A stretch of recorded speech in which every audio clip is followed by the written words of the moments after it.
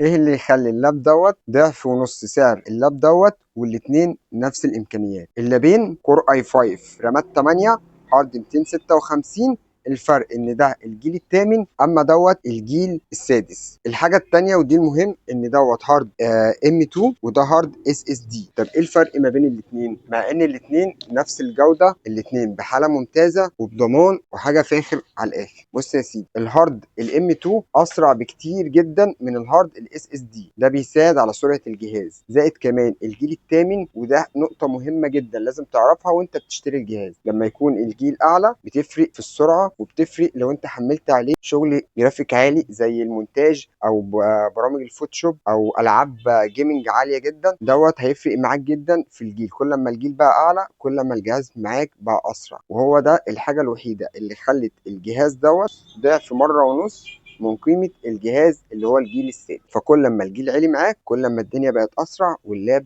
ما يهنكش. وما تنساش متابعة ولايك وشير واحفظ الفيديو. لو عايز تشتري لاب، ولو عايز تشتري لاب بضمان جودة وخدمة ما بعد البيع، ابعت لنا على الرقم اللي على الواتساب او تعالى زور فرع المصطفى تك